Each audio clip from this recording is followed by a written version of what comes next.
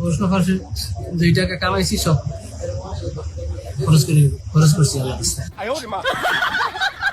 ওরে বাপ রে ভাই, কি শুনলাম এটা! পোস্ট ফাঁস থেকে যত টাকা পাইছে আমাদের সৈয়দ আবেদ আলী হোসেন সাহেব মুদ্দাজিল্লাহুল আলিয়া, তিনি সেই টাকা সবগুলা আল্লাহ রাস্তায় ব্যয় করে দিছে। কি বললাম ভাইটা! প্রিয় দর্শক, সময়ের সবচেয়ে আলোচিত সংবাদ হচ্ছে সৈয়দ আবেদ আলী হোসেন মাদারীপুরের এই ব্যক্তি সিএস উপপরিচালকের একজন গাড়ি ড্রাইভার ছিল। 22,000 টাকা বেতন ছিল।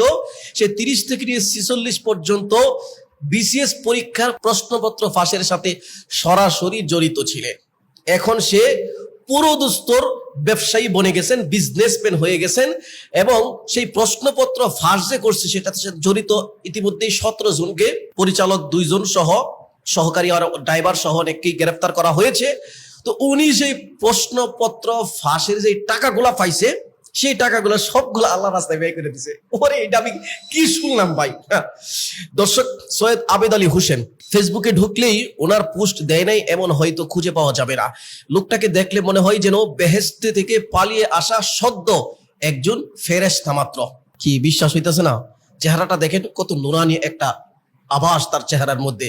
ফেসবুকের মধ্যে উনি নামাজের ছবি দেয়, গাড়ির স্টিয়ারিং এর মধ্যে এভাবে ঘুমায় থাকা নামাজ পড়তেছে, আল্লাহর কুদরতি কদমে সে কদম বুচি করছে, সেজদারত অবস্থায় আল্লাহর শুকরিয়া আদায় করতেছে যে এত এত টাকা চুরি করলাম, কেউ আমারে ধরতে পারলো না।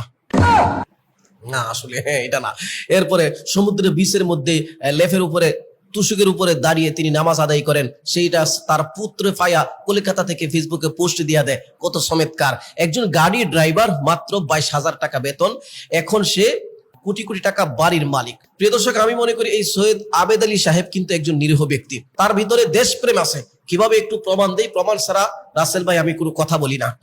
আজকে সৈয়দ আবেদ আলী ছাড়া যে সমস্ত রাজনৈতিক নেতারা কোটি কোটি টাকা হাতিয়ে নেয়, তারা কিন্তু সেই টাকাগুলো দেশে রাখে না, সেই টাকাগুলো তারা বিদেশে পাচার করে দেয়। কিন্তু একজন সৈয়দ আবেদ আলী সাহেব আমরা পাইলাম, যে কিনা কোটি কোটি টাকা আত্মসাৎ করে প্রশ্ন ফাঁসের মতো জঘন্য কাজ করে শিক্ষা ব্যবস্থাকে, সবচেয়ে বাংলাদেশের উপরে পর্যায়ের শিক্ষা ব্যবস্থার যেখান থেকে বিসিএস ক্যাডাররা বের হয়, সেই পরীক্ষার প্রশ্নপত্রগুলো ফাঁস করে তাদের মেরুদণ্ডকে ভেঙে দিয়ে সেই টাকাগুলো নিয়ে কিন্তু সে বিদেশ পাচার করে নাই, দেশের মধ্যেই টাকা 2টা বাড়ি করছে আর মাদারীপুরে একটা বাড়ি করছে।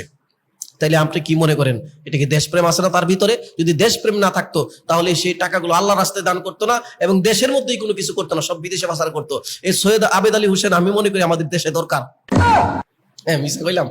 প্রিয় দর্শক, সৈয়দ আবেদ আলী তো একজন, এরকম হাজারো সৈয়দ আবেদ আলী কিন্তু আমাদের দেশে বড় বড় চেয়ারের আশপাশ কোনায় ঘুরঘুর করতেছে। আজকে সৈয়দ আবেদ আলী সাহেবের বিষয়টা সামনে আসতে 33 নাকি 30 থেকে 46 পর্যন্ত আপনি দেখেন, এত বছরের প্রশ্নপত্র সে ফাঁস করে দিছে। এবং তার মূল যে ক্ষিদিরাম বসু নাকি হিন্দু একটা লোক, সে কিন্তু মূল, তার নিয়ে আলোচনা হচ্ছে না। তার সৈয়দ আবেদ আলী হোসেনের আলোচনার ভিতরে মূল হুতার নাম কিন্তু আমাদের সামনে আসছে না। উনি মসজিদ, মাদ্রাসা, এতিমখানা, সামাজিক কল্যাণমূলক কাজ করে থাকেন এবং উপজেলা নির্বাচন করার জন্য উনি খুব চেষ্টা চালাইছেন। আপনি গুগলে যদি যে সার্চ করেন যে আমাদের সৈয়দ আবেদ আলী সাহেবের জীবনী লেখা, তখন দেখবেন আপনার সামনে বিশাল ফিরিস্তি চলে আসবে। উনি এলাকার মধ্যে ফেরেশতা হিসেবেও পরিচিত, অথচ উনার আপন ভাই এখনো অটো চালক।